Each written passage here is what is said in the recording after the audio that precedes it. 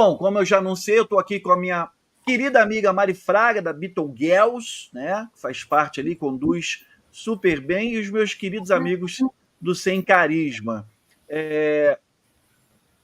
Para falar desse tema, sim, fascinante, eu também acho que é fascinante. E sempre que a gente fala dos Beatles, é um assunto que carrega uma carga emocional muito grande, né? Porque sempre fica aquela coisa do e se, né? E se?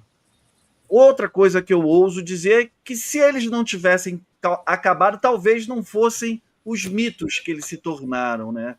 Tem tudo isso, enfim, nunca saberemos, somente especulações. Mas todo mundo sabe que gosta de Beatles, que a separação então foi oficializada em 1970, no dia 10 de abril, por isso 55 anos, né? Mas a pergunta que fica, eu vou direto ao assunto. O que realmente causou esse fim, na opinião de vocês? Vocês acham que o problema estava nos egos dos músicos, principalmente do John e do Paul? A interferência da Yoko? Teve algo mais profundo, como a perda do Brian Epstein ali em 67? Quero saber o que meus queridos convidados acham disso. Dinheiro. Dinheiro na mão. Dinheiro. Dinheiro. You never give me your money.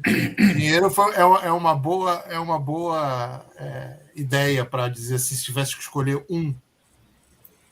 Para começar, né, o que eu me expressei mal, para a gente puxar um fio aqui desse novelo.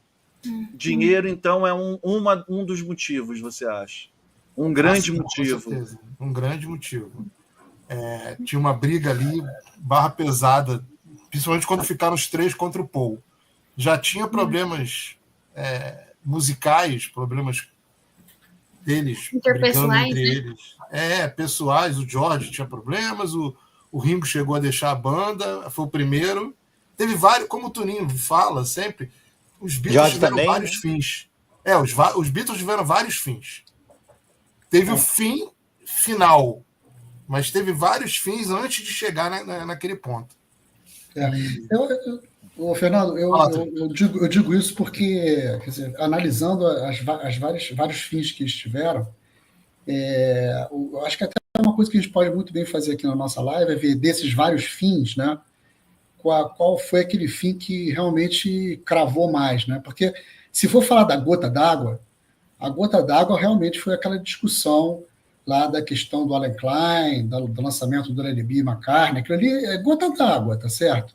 Mas, para mim, dos vários fins que eles tiveram, o fim que realmente determinou foi o fim que eu posso dizer que é a libertação individual de cada um, daquela prisãozinha que eles viviam, né?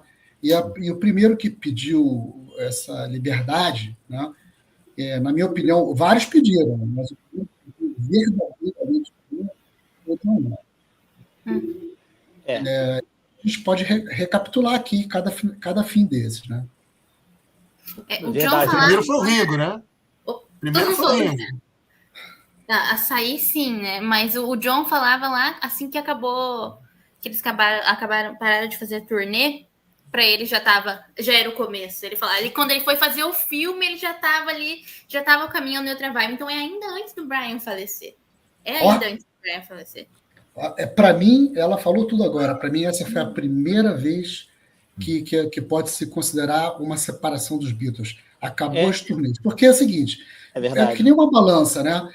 Do lado de uma balança tem os fatores que faziam eles ficarem juntos. Do outro lado da balança tem os fatores que faziam eles cuidar das próprias vidas. E essa balança ela vai fazendo assim ao longo da carreira, até que um momento ela se separa. Nas turnês, as turnês faziam eles ficarem juntos, forçosamente, não é verdade? Sim. Mantinha a roda girando, né? Acho que as turnês mantinham a máquina funcionando, a roda girando. Eu não lembro quem que falou essa frase logo depois do show do Candlestick Park, mas eu acho que foi o George, tá? Me corrija se eu estiver errado, que o George falou, acabou, eu não sou mais um Beatle, né? Então, eu acho que isso vai realmente, isso casa com o que a Mari falou agora, assim, inclusive é um ponto muito, muito interessante e válido, de que o fim das turnês já foi, vamos dizer que o fim de uma certa maneira, né? Claro que a banda continua em atividade, mas eu gosto desse raciocínio da Mari, acho que é bem por aí. Não, e essa saída deles, cada um, saiu primeiro o Ringo, depois saiu o George, depois o John e o último, que foi o Paul. Tem uma coisa que eu discuto muito com o Toninho, que ele fica falando, qual deles que realmente seria o fim dos Beatles? Eu acho que o único que eles poderiam sobreviver sem, e eu vou levar muita pancada por causa disso, é o George. Porque o Ringo, se o Ringo não tá ali, eles iam se matar. Os outros 3 se matariam. Sem o John e sem o Paul, na boa, não dava. E sem o George, eles ficaram um tempo e o John falava de sacanagem, mas até podia ser verdade. Ele falava a gente bota o Eric Clapton, se ele não voltar, a gente bota o Eric Clapton no lugar, bota alguém no lugar, entendeu? Eu acho que o George ainda era visto meio café com leite naquela época. O substituível. Embora não fosse. Embora não fosse. Mas eu acho que eles poderiam pensar em seguir em frente. Agora, sem o John, o Paul e o Ringo, eu acho mais difícil. Acho mesmo. Não, com certeza. Tanto que. Mas você está falando do George, você vê ali no Get Back, né, aqueles dias que eles tentam tocar em trio, com resultados assim, pífios, né? Desastrosos. Assim. Não dá. Não dá. Agora, eu queria voltar para aquela história da parada dos shows, né? Porque eu queria até perguntar para vocês. Eles fizeram shows até o segundo semestre de 66, se não me engano. Agosto de 66. Agora, então, agosto de 66. Até esse momento, eles forçosamente viviam um convívio contínuo, viajando para cima e para baixo, os 4 juntos, mal cuidavam das próprias, aqueles que tinham família, que tinham namorado. Né? E, enfim, para vocês, no momento que eles param de tocar juntos, o que acontece com a banda? Entendeu? E o que perde-se na banda? Seu áudio deu uma cortada. Eu não entendi o que você falou. Tá meio complicado. O que eu perguntei para vocês, a opinião de vocês com relação ao que a banda perde no momento em que ela para de tocar junto. Porque eles pararam as turnês, porque eles não aguentavam mais, né? Aquela zoeira toda, aquele fato conhecido. Eles não conseguiam se ouvir, estavam piorando musicalmente, tal. Legal, ok. Então, eles vão mudar. Eu acho que eles perdem, acima de tudo, o fator principal que os mantinham unidos, que eram shows, né? Tanto é que a gente deve lembrar o quão mal o Brian Epstein ficou quando eles anunciaram o fim das turnês. O Brian ficou mal pra cacete. Isso o abalou profundamente. Porque ele sabia, poderia imaginar que dali não viria boa coisa. Quando cada um parasse e olhasse para o seu próprio umbigo e falasse, não, eles iam ter muito tempo livre. Eles iam ficar com tempo livre que eles não tinham. E eles tinham um convívio, como vocês estavam falando, um convívio quase diário. A partir do momento que eles pararam de fazer turnê, eles puderam ter 3 meses, cada um sem olhar para a cara do outro. Mas aí você começa a descobrir coisas que você, aos 20 e poucos anos, cara, você estava cheio de vontade de fazer, nem sabia que podia. Entendeu? Tem um lado bom e tem um lado ruim disso, né? Porque, como dizem, né? Cabeça vazia, oficina do diabo, né? Então, então, assim, por mais que fosse um respiro, mas também, né? Tempo livre demais não é bom. Eu acho, quer dizer, eu tenho uma opinião um pouquinho diferente. Beleza, o final das turnês pode ter tido um fator que afastava os 4, né? Mas acho que o final da turnê e aqueles meses que eles ficaram até dezembro, né? Sem olhar um para a cara do outro, foi bom para dar um calm down na parada, né? E eu acho que em 67, quando eles começaram a gravar o Sgt. Pepper, acho que para mim ali foi o último respiro deles como banda. O Sgt. Pepper foi para mim, Beatles, os 4 trabalhando juntos, querendo fazer alguma coisa juntos, foi o Sgt. Pepper. Depois daquilo ali, cada um percebeu que podia ter a sua vida, eu posso fazer meu trabalho sem depender dos outros 3, e acabou que o álbum branco, principalmente, o álbum branco é um álbum, são canções solo com os outros 3 acompanhando. E o que você acha do Magical Mystery Tour, Francisco? Cara, coletividade. O Magical Mystery Tour foi uma forçada de barra do Paul, ele queria fazer um filme, ninguém estava com saco de fazer filme nenhum, e ele forçou a barra e ajudou também os caras encherem o saco do outro. O problema é que assim, tão complexo que assim, eles ficavam juntos o tempo todo. Aí terminou as turnês. Aí eles ficaram um tempo separados. Aí foram fazer o Sgt. Peppers. Só que aí entrou aquela roda do contrato deles na maluquice também do Paul. Então, tipo, terminou o Sgt. Peppers, eles já fizeram o Magical Mystery Tour. Terminou o Magical Mystery Tour, eles já fizeram... E não era assim espaço gigantesco de tempo, era 2, 3 meses. Os caras ficaram fazendo o álbum branco não sei quanto tempo, um álbum duplo. Depois que os caras terminam aquele negócio, 2 meses depois eles já estavam no estúdio de novo fazendo sessões de Larry B. Pô, não dá, né? Aí realmente... Eu acho que eles começam a gravar o álbum branco em maio de 68 e vão até outubro, novembro. Ele é lançado em novembro. Então, em janeiro, os caras estão dentro do estúdio filmando aí. Algumas semanas depois, né? Pouquíssimo. 2 meses depois. E um não aguentando olhar para a cara mais do outro, né, cara? Bicho. O cara saiu na porrada há 2 meses, aí volta tudo de novo, não. Cara, é que eu falo, o álbum branco foi tão estranho, mas tão estranho, que o George Martin apertou o botão do F, né, cara? Ele largou, Cristão, mas toca essa porra aí que eu vou tirar férias. E o Geoff Emerick pediu demissão. Não aguentou. Por questões comportamentais, né? Agora, assim, já no Sgt. Pepper, como bem frisou o Francisco, após as turnês, aquele ato pequenininho, e os caras entram em estúdio. O próprio George Harrison achou que não tinha muito a contribuir com aquilo. E fica aparente no álbum isso, né? Mas olha só, o George pode ter achado que não tinha, mas ele não estava interessado. Ele apresentou músicas ruins. Basicamente é isso também. E ele, inclusive, estava tão desinteressado. Ele estava tão desinteressado que no dia do acorde lá do A Day in the Life, ele chegou atrasado, galera. Pronto, mas participou porque ele chegou atrasado. Então é exatamente isso. Quer dizer, não havendo mais aquela cola da turnê, ok? Não havendo uma responsabilização do Brian Epstein de ficar em cima dos caras, e eles estarem soltos, eles próprios, dentro do estúdio, para fazer um álbum em que a contribuição é muito individual, cada um começa a pensar em si. Então o George, que estava com a cabeça, você sabe aonde, né? Estava com a cabeça lá na Ásia, cuidando dele. O John já tinha feito um filme também nesse meio tempo, né? E conhecido aí. On the War. E fora também que o John aprofundou a relação com LSD, né? Com as drogas, né? Então, isso também contribui. Pronto. Então, aí, final de 66, né? Começa a acontecer também esse uso das drogas e tal. O cara começa a pensar a vida diferente.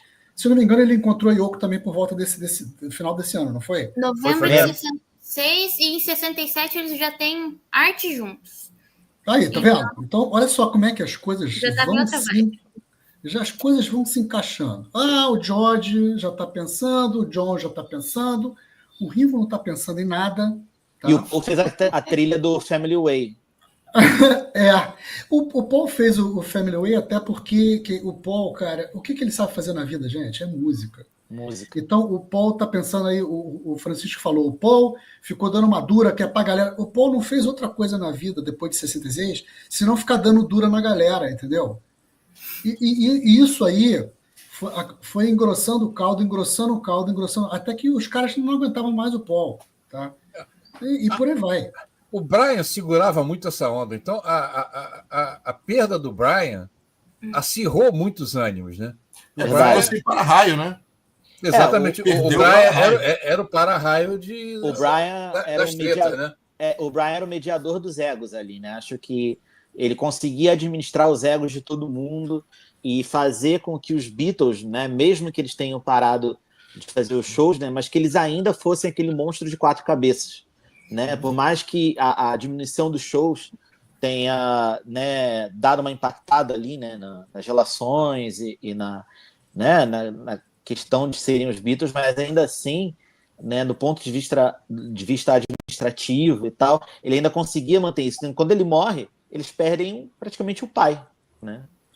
Então, por isso que eu digo, a segunda separação dos Beatles é a morte, para mim, do Brian Epstein. A primeira foi o fim dos shows, a segunda é a morte do Brian Epstein. E aí a coisa degringola, o Paul McCartney acha que ele é um manager agora e que ele aí começa a bolar as coisas malucas lá da cabeça dele. Mas olha só, alguém tinha que cuidar da casinha. O único que cuidava que gostava de dinheiro, que gosta de dinheiro, e se tinha interesse, é o Paul, porque o John ficava em casa dormindo. O Ringo... E se drogando. O Ringo queria fazer salão de beleza. O George ficava meditando na Índia. Pô, quem cuida da casinha, filho? Aí o George cada vez mais também mergulhado dentro da sua própria composição, né? Dele evoluir como compositor, né? Então ele estava já criando um mundo à parte de Lennon e McCartney e dos Beatles mesmo. O Paul já é um workaholic louco. Sim. Ele é louco até hoje. Imagina com 20 e poucos anos, cheio de energia, ganhando milhões. Pô, tudo que o cara fazia dava dinheiro. Não tem saída. O emocional do John já estava meio abalado desde o fim das turnês. Aí ele perde o pai, que é o Brian. Aí ele cai na mão de quem? De uma outra figura paterna que ele acredita ser, que é o Klein. Aí ferrou. Aí não tem mais volta. Ele vai cego, assim. Ele tá perdido, ele vai no outro pai que ele acha. E aí só e ainda teve o Magic Alex. Ele via no Magic Alex um guru, né? Um charlatão. Olha só, tinha Yoko. Vocês estão falando, mas teve a Yoko, depois teve o Magic Alex, depois teve o Alan Klein. Teve o Maharishi. Foi uma sequência de coisas assim difíceis. De desilusões, né? E ainda teve o fim do casamento com a Cynthia, né? Mas assim, a coisa já estava já. Nós estamos falando da pessoa do John Lennon. Eu sabia que essa live ia escorregar para isso, né? Que a gente vai falar muito da personalidade de cada um. Mas assim, esses jovens aí na segunda metade dos 20 e poucos anos, né?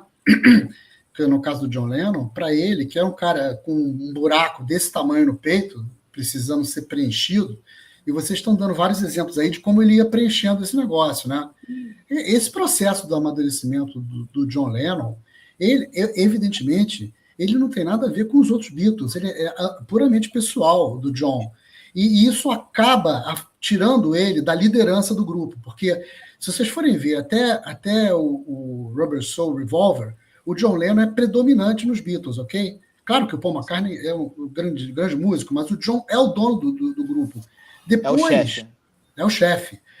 A partir do Sgt. Pepper, ele basicamente tirou o chapéu de chefe e estava cuidando do buraco dele, tá? Desse buraco que ele tinha no peito. Verdade. E o Paul McCartney assumiu o grupo, tá certo? E aí começou a ter outro tipo de problema, porque o Paul McCartney também era um garotinho. Nós estamos falando aqui só de gente muito jovem. Então é erro para tudo quanto é lado, entre erros e acertos, tá certo? Saíram aquelas maravilhas que a gente gosta tanto. Estamos falando de jovens de 24 a 26, 27 anos de idade, né? Não podemos esquecer nunca disso. Nenhum deles tinha 30.